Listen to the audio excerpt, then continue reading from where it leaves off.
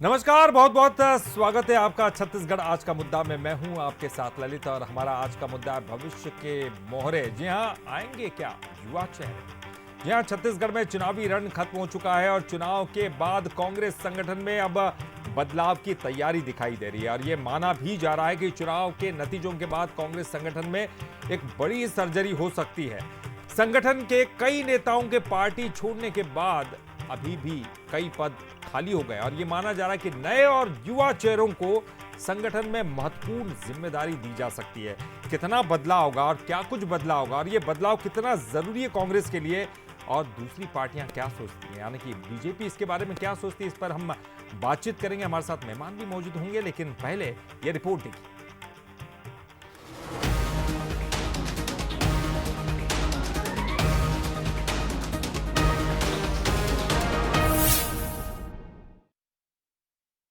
छत्तीसगढ़ में लोकसभा चुनाव के बाद अब राजनीतिक दलों में बदलाव की चर्चा है। कांग्रेस बीजेपी दोनों अपने संगठन को मजबूत करने की तैयारी में है। इस कड़ी में कांग्रेस संगठन में बदलाव की सबसे ज्यादा चर्चा हो रही है, जहां आलाकमान बड़े चेहरों के साथ युवाओं को मौका देने की तैयारी में है। वजह यह है कि लोकसभा चुनाव में कई बड़े नेता पार्टी को अलविदा कह चुके हैं। इन नेताओं ने छोड़ा हाथ शिशुपाल सोरी, पूर्व विधायक कांग्रेस, प्रमोद शर्मा, पूर्व विधायक कांग्रेस, विधान मिश्रा, पूर्व विधायक कांग्रेस, सीमा बघेल, पूर्व मुख्यमंत्री भूपेश बघेल की भाभी, वाणी राव, पूर्व महापौर कांग्रेस, अनीता रावटे, पूर्व प्रदेश अध्यक्ष महिला कांग्रेस, चंद्रशेखर शुक्ला, पूर्व महामंत्री कांग्रेस, रामविलास साहू, प्रदेश अध्यक्ष किसान कांग्रेस, शंकरलाल साहू, उपाध्यक्ष कांग्रेस ओबीसी विभाग। कांग्रेस में फहरिस्त और भी लंबी है, लिहाजा अब संगठन को मजबूत करना पदाधिकारियों के लिए चुनौती बन गया है। हालांकि दीपक बैज इस बार अपनी टीम में अब युवाओं को मौका देने की तैयारी में है, जिससे भविष्य में दल बदल से बचा जा सके। तो वहीं 4 जून के बाद बीजेपी में भी बदलाव संभव है। देखिए, चुनाव में बहुत सारे लोग आते जाते रहते हैं, उससे किसी पार्टी को खास फर्क नहीं पड़ता और संगठन में जहाँ तक बदलाव की बात है, ये निरंतर प्रक्रिया है और ये होते रहता है। कांग्रेस के पास लोग बचे हैं पद बांटने के लिए, क्योंकि कई लोग तो कांग्रेस छोड़ चुके हैं। पहले कांग्रेस ये सब विषय निपटा के जनता के सामने रखे और उसके बाद संगठन में बदलाव करे तो शायद बेटर होगा। और भारतीय जनता पार्टी की बात करें तो यहाँ पर तो दायित्व बदलता है, यहाँ पर कोई पद नहीं मिलता है। कांग्रेस हो या बीजेपी, संगठन में बदलाव एक निरंतर प्रक्रिया है, लेकिन अक्सर चुनाव के नतीजे भी संगठन में बदलाव कराते हैं। अब 4 जून से पहले कांग्रेस में इसकी हलचल भी तेज हो गई है, जिसके बाद कई सवाल भी खड़े हो रहे हैं। अब देखना होगा कि आने वाले युवा चेहरे कांग्रेस के लिए भविष्य के मोहरे साबित होंगे या नहीं। तो आएंगे क्या युवा चेहरे, भविष्य के मोहरे, क्योंकि बहुत सारा कुछ बदलाव होना बहुत जरूरी है किसी भी पार्टी के लिए और ये बदलाव होता है समय समय पर। क्या वो वक्त है, इसके बारे में हम चर्चा करेंगे और हमारे साथ जो मेहमान मौजूद हैं, चलिए उनका परिचय करा दे। उमेश घोरमोड़े जी हमारे साथ प्रवक्ता बीजेपी के, बहुत बहुत स्वागत करते हैं उमेश जी आपका। अजय गंगवानी जी हमारे साथ कांग्रेस के प्रवक्ता, अजय जी आपका भी बहुत बहुत स्वागत। और हमारे साथ वरिष्ठ पत्रकार अनिरुद्ध दुबे जी जुड़ गए हैं। अनिरुद्ध जी आपका भी बहुत बहुत स्वागत करते हैं बंसल न्यूज़ पर और शुरुआत में आप ही से करना चाहूँगा। अनिरुद्ध जी, एक समय आता है जब बदलाव की ज़रूरत महसूस होती है। कांग्रेस की हम आज बात करें तो क्या ये सही समय है जब कांग्रेस को बदल जाना चाहिए? देखिए, क्या है कि मेरा मानना है कि राहुल गांधी जी शुरू से ही जो है युवाओं को महत्व देने के पक्ष में रहे। मनमोहन सिंह जी की सरकार का जब दूसरा कार्यकाल था तो कई चेहरे उभरे, ज्योतिरादित्य सिंधिया, सचिन पायलट, जितिन प्रसाद, मीनाक्षी नटराजन, अगाथा संगमा और इधर बात करें तो शशि थरूर भी। उस समय तो एक जो चुटकुला चल पड़ा था, कुछ नेता तो दिवंगत हो गए और कुछ अभी भी हैं तो जो वहाँ पे वृद्ध नेता होते थे दिल्ली में, और जब ये सब जो आते थे संसद में तो ये लोग कहा करते थे कि देखो बाबा लोग आ गए।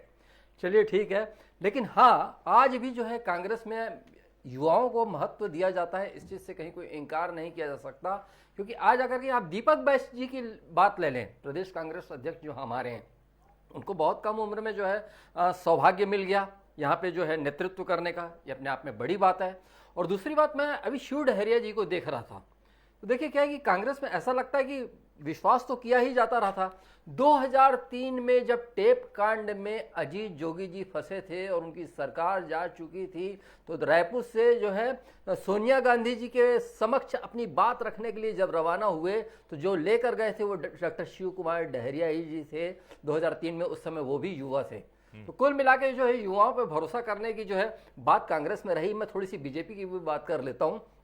कल मुख्यमंत्री विष्णुदेव साय जी ने प्रवक्ताओं की बैठक ली, प्रदेश कांग्रेस के जो प्रवक्ता हैं उनकी बैठक ली, तो उसमें अधिकतम जो है युवा चेहरे थे।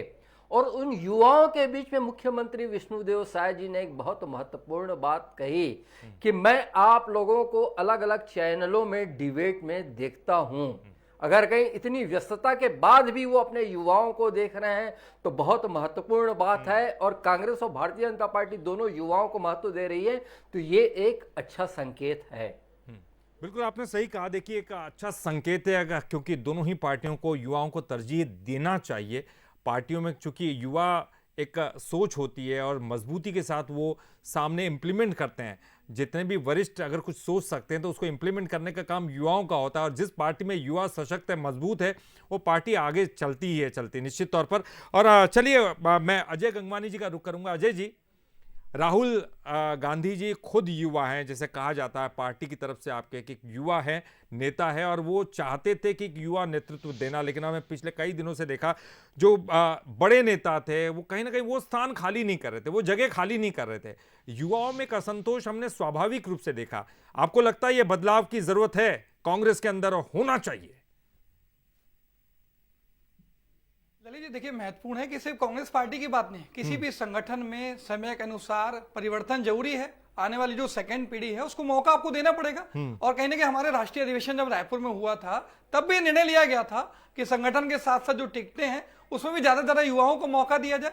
तो ये महत्वपूर्ण है कि हमारी पार्टी युवाओं के जोश उत्साह के साथ जो अनुभवी लोग हैं उसको दोनों को मिला के कॉम्बिनेशन के साथ हमेशा काम करते हैं। और ये महत्वपूर्ण है कि पहले भी देखिए हमारे मल्लिकार्जुन खड़गे जो हमारे राष्ट्रीय अध्यक्ष बने, एक पूरी लोकतांत्रिक प्रक्रिया का पालन किया गया। पूरे देश के 9000 से ज्यादा डेलीगेट्स वोट करते हैं। एक मल्लिकार्जुन खड़गे जी एक ब्लॉक अध्यक्ष थे, वहां से लेकर राष्ट्रीय अध्यक्ष जैसे पद पे पहुंचते हैं। लेकिन मैं अगर बीजेपी की बात करूं, जेपी नड्डा जी का कार्यकाल बढ़ता है बिना किसी सूचना के।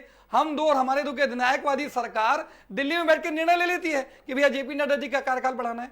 और ये मैं अच्छे से महसूस करता हूं कि जब भारतीय जनता पार्टी यहां 5 साल विपक्ष में थी, 4 प्रदेश अध्यक्ष बदल लेते हैं। नेता प्रतिपक्ष को छत्तीसगढ़ के इतिहास में पहली बार धरमलाल कौशिक जी को उसके पद से हटा दिया जाता है। वर्तमान जो मुख्यमंत्री हैं विष्णुदेव साय जो प्रदेश अध्यक्ष थे, विश्व आदिवासी दिवस के दिन उनको पद से हटा दिया गया। तो महत्वपूर्ण यह है कि भारतीय जनता पार्टी में अधिनायकवाद है, हमारी पार्टी में आंतरिक लोकतांत्रिक है। इसीलिए प्रत्येक निर्णय पे सबकी सहमति, सबकी सलाह के बाद उचित निर्णय लिए जाते हैं। हमारे जो दीपक बैस जी हैं, 43 साल ये छत्तीसगढ़ का इतिहास रहा है कि सबसे कम उम्र के प्रदेश अध्यक्ष है। ये हमारी कांग्रेस पार्टी का प्रयास होता है, चाहे संगठन की बात करूं, टिकटों की बात करूं या अन्य महती जिम्मेदारी है, उसमें ज्यादातर युवाओं को मौका दिया जाए। दूसरा महत्वपूर्ण बात यह है कि संगठन में सतत परिवर्तन इसलिए आवश्यकता है। अगर कोई कार्यकर्ता, कोई पदाधिकारी अगर अच्छे से काम कर रहा है ललित जी, तो उसको प्रमोशन देना पड़ेगा। अगर कोई ऐसा व्यक्ति है जो अपनी जिम्मेदारी का महत्वपूर्ण निर्वहन नहीं कर रहा है, तो उसकी जिम्मेदारी परिवर्तन किया जाए। अजय जी, आप भी एक युवा है, जो लगातार आप भी युवा है, परिवर्तन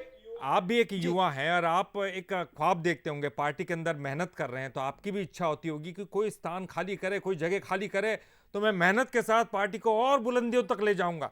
देखिए ये तो आता है, हर किसी पार्टी में आता है। मैं केवल आपके लिए नहीं कह रहा हूं, नहीं आता क्या? मैं अगर आपने मेरे से प्रश्न पूछा तो बहुत अच्छा मैं जवाब देना चाहूंगा। मैं 93 से राजनीति में हूं ललित जी। मैंने ब्लॉक अध्यक्ष से शुरुआत की थी, ब्लॉक अध्यक्ष, यूथ कांग्रेस का प्रदेश सचिव, जिला सचिव से लेकर आज मैं प्रदेश प्रवक्ता की 3 साल से ज्यादा महत्वपूर्ण भूमिका में हूं। तो ये मेरी कांग्रेस पार्टी ने मुझे पर्याप्त सम्मान दिया है। और इसे मेरी बात नहीं है, मैंने आपको राष्ट्रीय अध्यक्ष की बात की। एक छोटी सी बात और कहना चाहूंगा, हमारी पार्टी में सम्मान है। आज महत्वपूर्ण यह है कि ईडी, आईटी, सीबीआई के दम पे चुनाव के समय एक तरफ मोदी जी दावा कर रहे हैं मिशन 370 का 400 सीट लाएंगे, तो फिर आखिर आपको न केवल कांग्रेस के नेता, विपक्ष के नेताओं को ईडी, आईटी, सीबीआई के दम पे पार्टी पलट के भाजपा में प्रवेश की आवश्यकता क्यों पड़ती है? आप कांग्रेस मुक्त भारत का दावा करते हैं, लेकिन आप कांग्रेस मुक्त भारत तो कर नहीं पाते। ठीक, उमेश जी, भारतीय जनता उमेश पार्टी जी। ललित जी कांग्रेस युक्त हो चुकी है। ठीक है उमेश जी, देखिए सवाल आपसे ये बनता है, निश्चित तौर पर जो है बड़े बड़े कांग्रेस के बड़े लीडर्स को आप पार्टी में शामिल कर रहे हैं, बीजेपी में शामिल कर रहे हैं, और कांग्रेस मुक्त भारत की बात आप लगातार करते आ रहे हैं। लेकिन ये ध्यान रखिएगा कि कांग्रेस मुक्त या मुक्त शब्द कुछ नहीं होता, क्योंकि नए कोपले भी पैदा होती हैं। देखिए ललित जी, संगठन के अंदर का बदलाव, चाहे भारतीय जनता पार्टी का विषय हो या कांग्रेस का विषय हो या अन्य राजनीतिक दलों का विषय हो, मेरा मानना है कि ये उस राजनीतिक दल का आंतरिक विषय होता है, और इस पर मैं बहुत ज्यादा टिप्पणी नहीं करना चाह रहा था। लेकिन संगठन के विषय को घुमा करके जिस प्रकार से भारतीय जनता पार्टी के ऊपर अभी कांग्रेस के प्रवक्ता ने तमाम तरफ के आरोप मढ़ने का यहां पर प्रयास किया, वो मुझको बाध्य कर रहा है कि मैं जरा कांग्रेस का इतिहास भी याद कर लूं और छत्तीसगढ़ के अंदर में क्या स्थिति रही कांग्रेस की वह भी याद कर लूं। और बीते 5 वर्षों तक जब छत्तीसगढ़ में कांग्रेस की सरकार रही, और सरकार से पूर्व जब 15 वर्षों का कांग्रेस के अंदर में सूखा रहा, तब की कार्यकर्ताओं की स्थिति, गंगवानी जी भी बहुत पुराने कार्यकर्ता हैं, लगातार संघर्ष करते रहे, लगातार वो पार्टी के लिए हर मोर्चे पर डटे रहे, अड़े रहे, लड़ते रहे, उनके संघर्षों को हम लोगों ने भी देखा है। लेकिन जब 5 वर्षों तक इस प्रदेश के अंदर में कांग्रेस की सरकार रही, तो वह सरकार निगम मंडल तक की नियुक्ति नहीं कर पाती है। इनके बीच से ही कार्यकर्ता चुनाव खत्म होने के बाद याद दिलाते हैं पूर्व मुख्यमंत्री भूपेश बघेल जी को कि उनके करीब तक आकर के खड़ा होना मुश्किल होता है और मुख्यमंत्री निवास तक जाना मुश्किल हो या करता था। इस प्रकार की तमाम यादें ये कार्यकर्ता निकाल करके बताने का काम कर रहे हैं। तो कांग्रेस को यहां पर अपने आंतरिक आत्ममंथन और आत्मचिंतन की आवश्यकता है। रह गई बात भारतीय जनता पार्टी की, तो यहां पर पद नहीं मिलता है, यहां पर समय समय पर हम लोगों को, तमाम लोगों को दायित्व दिया जाता है, और जिसे जो दायित्व मिलता है उसका निर्वहन हम करते हैं। और बीते 15-20 वर्षों का इतिहास रहा है, हर समय में युवाओं को, सीनियर नेताओं को एक पर्याप्त बैलेंस के साथ युवा जोश और अनुभव का कैसा बैलेंस हो, संगठन से लेकर के सरकार तक हमने देने का काम किया। चाहे 2003 का विषय हो, तमाम युवा मंत्री एक चेहरे के रूप में निकल करके आया, छत्तीसगढ़ के लिए लगातार उन्होंने काम किया। वर्तमान की बात करें, अगर विपक्ष में हम थे तो हमारे संगठन में जो अमूल चूल परिवर्तन हुए, उनमें तमाम युवा चेहरों को हमने मौका दिया, चाहे ओपी चौधरी जी का विषय हो, विजय शर्मा जी का विषय हो, और ऐसे अनेक चेहरे। अभी सरकार में आने के बाद भी बात करें तो हमारा पूरा मंत्रिमंडल युवाओं का है, चाहे ओपी चौधरी जी की बात करें, विजय शर्मा जी की बात करें, टंकराम वर्मा जी की बात करें, केदार कश्यप जी की बात करें, विधायक के रूप में भावना बोहरा की बात करें, तो एक लंबी फेरिस्ट है युवाओं की। और हमारे सीनियर नेताओं का भी अनुभव, चाहे माननीय मुख्यमंत्री जी की हम बात करें, विष्णुदेव साय जी की, लंबे समय तक 3 बार अध्यक्ष के रूप में हम सभी का नेतृत्व करने का अनुभव, केंद्रीय मंत्री के रूप में अनुभव, और आज मुख्यमंत्री के रूप में जिस प्रकार से मोदी जी की गारंटी को हम उनके अनुभव और युवा जोश के साथ पूरा कर रहे हैं, तो ये अपने आप में बताता है। लेकिन आप कांग्रेस से बड़े नेताओं को ले रहे हैं अपने पास, समग्र विकास की दिशा मतलब में आप आगे वरिष्ठ बढ़ रहे नेताओं हैं को लेने और का जिस काम प्रकार कर रहे से हैं। आरोप लगे ललित जी, वहां तो अंतिम नए 5 युवा सेकंड पैदा देंगे। होंगे ना, नए युवा काम करेंगे ना पार्टी के लिए। ये मैं कह रहा हूं, आपके पास तो वैसे ही युवा नेतृत्व बहुत है, आप ही खुद ही चर्चा कर रहे हैं। निश्चित तौर पे निश्चित तौर पे ललित जी, लेकिन जिस प्रकार से हम पर यहाँ पर आरोप लगाने के काम हुए और संगठन को तोड़ने, कांग्रेस को छोड़ करके लोग जा रहे हैं, उसका आरोप हम पर मढ़ने का काम हुआ। दरअसल यही कमी है कांग्रेस के अंदर में। कांग्रेस धूल चेहरे में जमी है और ये केवल आईना पोंछने का काम करते हैं। ये अपना आत्म अवलोकन नहीं करते कि कांग्रेस के जो तमाम नेता है, चाहे राहुल गांधी के साथ वाले नेता हो या छत्तीसगढ़ के अंदर के नेता हो, क्यों पार्टी उनका विश्वास खो रही है, क्यों वो पार्टी छोड़ करके जा रहे हैं। यहां तक कि कांग्रेस जिनको प्रत्याशी बनाती है, इंदौर के अंदर में क्या हुआ, इनके प्रत्याशी तक छोड़ करके चले गए। कारण क्या है? गौरव वल्लभ जी से लेकर के राधिका खेड़ा जी से लेकर के तमाम लोग जा रहे हैं। क्या कारण है? आइडियोलॉजी का कारण है। चाहे राम मंदिर का विषय हो, राम मंदिर के विषय पर अगर कोई जाए, राम मंदिर चला जाए, घर में राम जी की आराधना कर ले, पूजा कर ले, तो उनके साथ ये दोहरा व्यवहार करेंगे, आस्था पर चोट पहुंचाएंगे। सवाल यहाँ पर ये खड़ा होता है कि जब छोड़ना होता है तभी राम मंदिर क्यों याद आता है, जब छोड़ना होता है तभी दूसरी चीजें क्यों याद रहती है। 22-22, 20-20 साल तक तो वो पार्टी में रहते, लेकिन बाद में जब छोड़ना होता है तभी ये सब कारण क्यों बताया जाता है। मैं आऊंगा आपके पास उमेश जी, अजय जी आपके पास भी आऊंगा, लेकिन अनिरुद्ध जी देखिए, बड़ी बात यह है कि हम कहते हैं युवाओं को भविष्य, देश का भविष्य है, लेकिन पार्टियों का भी तो वो भविष्य है युवा। लेकिन जब बड़े नेता अपनी जगह छोड़ेंगे ही नहीं, वो जगह देंगे ही नहीं, युवा कैसे उनकी जगह पर आएंगे? असंतोष तो पनपेगा ही। बहुत अच्छा सवाल है ललित जी। कांग्रेस पहले से कुछ बेहतर स्थिति में है आज। जब छत्तीसगढ़ राज्य बना तो यहाँ पे मोतीलाल वोरा जी का गुट, विद्याचरण शुक्ल श्यामाचरण जी का गुट, अजीत जोगी जी का गुट, अगर कहीं कोई एक इधर का गुट का व्यक्ति कहीं दूसरे उधर कहीं ऐसी घुलने मिलने या मुलाकात करने चले जाए तो कैसे चलेगा, ये सवाल उठ जाता था। इस गुटबाजी ने एक समय में कांग्रेस का बहुत नुकसान पहुंचाया। मैंने जितने नेताओं का नाम लिया आज वो दिवंगत हो चुके हैं, स्वर्गवासी हो चुके हैं, लेकिन आज भी कहीं कुछ जो है पूरी तरह कांग्रेस मुक्त हो गई ऐसा नजर नहीं आता। अब आप देखें तो भूपेश बघेल जी के तरफ जो है कुछ नजर आते हैं, कुछ डॉक्टर चरणदास महन जी के तरफ नजर आते हैं, और कांग्रेस में यह मान लिया जाता है कि प्रदेश कांग्रेस जो अध्यक्ष होता है तो उसका अपना एक जो है गुट बनना शुरू हो जाता है। मोहन मरकाम जी की बात थी तो उस समय मोहन मरकाम जी प्रदेश अध्यक्ष रहे तो वो बात नजर आने लगी। आज दीपक बैज जी हैं तो कहा यह जाता है, कांग्रेस के भीतर से जो बात आती है मैं उसको कह रहा हूं, वही बात नजर आने लगी। लेकिन भारतीय जनता पार्टी में असंतोष वहां पे भी होता है, लेकिन यह है कि वहां पे असंतोष का जो लावा फूट नहीं पाता। उसका कारण है वहां पे बड़ी सख्ती बहुत ज्यादा है, और जो भी कार्डर बेस्ड पार्टी है तो जिस तरीके की एक परंपरा चली आ रही है तो वहां पे जो है अगर कहीं कुछ मुखर हुए तो उसकी क्या कीमत चुकानी पड़ेगी, ये भारतीय जनता पार्टी में जो है वहां के कार्यकर्ता और युवा जानते हैं। लेकिन आपका प्रश्न यही था कि अगर कहीं पुराने लोग नहीं हटेंगे तो फिर युवा कैसे आएंगे। तो जहां तक कि मैं समझ पा रहा हूं, आप गौर करें इस बात को कि डॉक्टर रमन सिंह जी जो 3 बार के मुख्यमंत्री रहे, अभी विधानसभा अध्यक्ष की जिम्मेदारी उनको दी गई।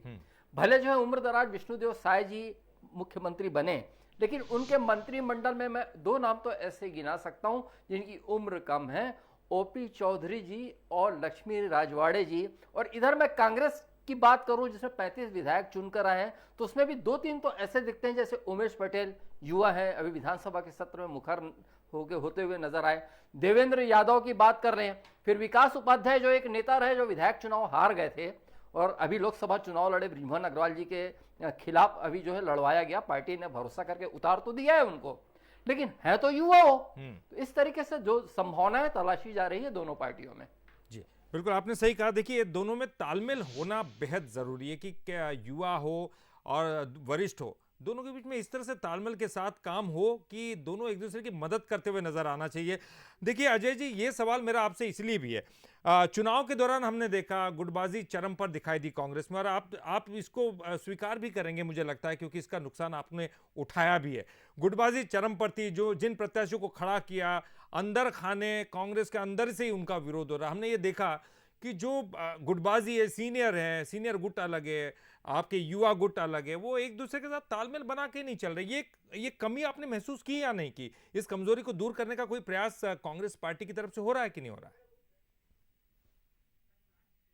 ललित जी देखिए, दो चीजें बहुत महत्वपूर्ण आपके चैनल पे चर्चा करना चाहता हूं। किसी भी व्यक्ति का स्वार्थ, राजनीतिक महत्वाकांक्षा अगर कांग्रेस पार्टी की विचारधारा से बढ़कर है, अगर ऐसे व्यक्ति अगर कांग्रेस पार्टी छोड़ के जाते हैं तो हमें नुकसान नहीं है। महत्वपूर्ण एक स्पष्ट कर दूं, आज लगातार ईडी, आईटी, सीबीआई के दम पे जिस प्रकार से प्रेशर पॉलिटिक्स और लालच देकर हमारे नेताओं को भाजपा में शामिल करने की जो साजिश और षड्यंत्र लगातार भारतीय जनता पार्टी और केंद्र की मोदी सरकार कर रही है, ये लोकतंत्र में किसी प्रकार से स्वीकार्य नहीं है। महत्वपूर्ण बात स्पष्ट कर दूं, ऐसे नेताओं को भारतीय जनता पार्टी में जाने से वैसे ही फायदा होगा जैसे कोविड काल में गो कोरोना गो मंत्र से और थाली बजाने से होता था आम जनता को। तो ये मैं स्पष्ट कह रहा हूं कि ऐसे नेताओं को शामिल करने से भारतीय जनता पार्टी को राजनीतिक फायदा नहीं होने वाला। जी, संगठन मजबूत होता तो वो क्यों लालच में आते?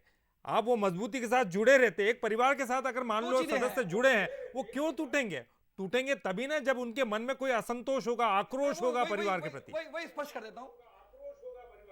दीपक जी बहुत अच्छा प्रश्न, मैं जवाब देना चाह रहा हूं आपका। देखिए महत्वपूर्ण है कि किसी व्यक्ति पे अगर आप ईडी, आईटी, सीबीआई के दम पे इतना प्रेशर बनाएंगे कि आखिर मजबूरन उसको छोड़ना पड़ा। मैं देखिए आपको कुछ उदाहरण दे देता हूं। सबसे ताजा उदाहरण देखिए नवीन जिंदल।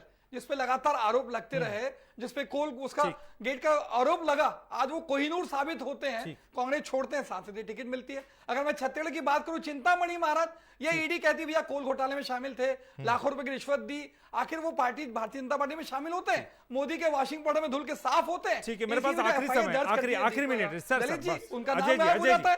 न अजय जी, केवल बस मेरे पास एकनाथ समय शिंदे, नहीं है, नवीन नहीं, जिंदाल, अजय जी, प्लीज। हेमंत बिस्वा शर्मा, ठीक अजीत सर, पवार, समझ गया। हजारों लोगों की लिस्ट है। आपकी बात समझ गया, मेरे पास समय इतना है, उमेश जी के पास जाऊंगा मैं। आखिरी मिनट सर, अजय जी, उमेश जी, आपसे एक आखिरी कमेंट लेना चाहूंगा। क्या आपको लगता है बीजेपी में भी एक सर्जरी की जरूरत है? क्या युवाओं को आगे लाने की जरूरत? जैसे कि आपके यहाँ कहा गया 75 प्लस नहीं होंगे, लेकिन अब एक नया कमेंट भी सामने आया कि ऐसा कोई संविधान नहीं है बीजेपी का, यानी कि अभी भी 75 प्लस 70 प्लस चलेंगे। तो अभी भी युवाओं के लिए सर्जरी की जरूरत है, आपको लगता है बीजेपी में भी? देखिए, निश्चित तौर पर आपने ठीक कहा कि ऐसा कोई संविधान नहीं है, और मैंने अपने पहले ही वक्तव्य में कहा कि युवा जोश और अनुभव उसके एक बैलेंस के साथ हम लगातार काम कर रहे हैं। जब से 1980 से लगातार हमने युवाओं को प्रतिनिधित्व का मौका दिया, वही युवा आगे जाकर के अब इन्होंने अपनी बात कर ली, अब ये बीच में इंटरप्ट करेंगे। ठीक है सर, एक ही मिनट बचा है मेरे पास, लास्ट मिनट सर, आपकी बात करिए। ईडी, आईटी और उमेश जी बोलिए जल्दी। इस प्रकार से ईडी, आईटी और ये अपनी नाकामियों को छुपाने के लिए बार बार ईडी, आईटी पर आरोप लगा करके अपनी नाकामियों को छुपाने का प्रयास करते हैं। अरे नेतृत्व और संगठन विश्वास से चलता है, और जब आप विश्वास अपने कार्यकर्ताओं में, नेताओं में नहीं जागृत कर पाते हैं, आप मैसेज देते हैं कि आप वायनाड से रायबरेली भाग गए, तो क्या मैसेज जाएगा? उमेश जी तय करेंगे होगा कि नहीं होगा, कहां से लड़ेगा, ये क्या मोदी सरकार तय करेगी? पार्टी के मोदी जी कांग्रेस ने चुनाव लड़ते बता दीजिए, नैतिकता कांग्रेस ने चुनाव लड़ती है, गांधी लोकसभा देश का चुनाव में जी इस बार का आरोप लगाना उचित नहीं है। चलिए ठीक है सर, ठीक है सर, मुझे लगता है कि दोनों ही पार्टियों को इस बात की जरूरत है। कांग्रेस को तो ज्यादा जरूरत है क्योंकि एक बड़ी हार मिली है विधानसभा में, उसके बाद कांग्रेस को पनपना है, आगे बढ़ना है, नई कोपले आएंगी, उनको कितना स्थान देना है, ये बहुत महत्वपूर्ण होगा। बहुत बहुत शुक्रिया, चलिए बहुत बहुत शुक्रिया, बहुत बहुत शुक्रिया उमेश जी, आपका भी, अजय जी आपका भी, अनिरुद्ध जी भी जुड़े हमारे साथ, उनका भी बहुत बहुत शुक्रिया। तो देखिए, परिवर्तन एक निरंतर प्रक्रिया, ये होते रहना चाहिए, और युवाओं और अगर वरिष्ठों में तालमेल होगा तो वो पार्टी निश्चित तौर पर प्रगति करती है। कांग्रेस को भी सोचना है इस बारे में, और देखना होगा कि जब नए युवा आते हैं तो किस तरह की आग लगती है, पार्टी कितनी मजबूती के साथ खड़ी होती है, आने वाला वक्त बताएगा। फिलहाल हमारी इस खास पेशकश में भविष्य के मोहरे और युवा आएंगे क्या, युवा चेहरा, इसमें इतना ही। बंसल न्यूज पर खबरों का सिलसिला लगातार जारी।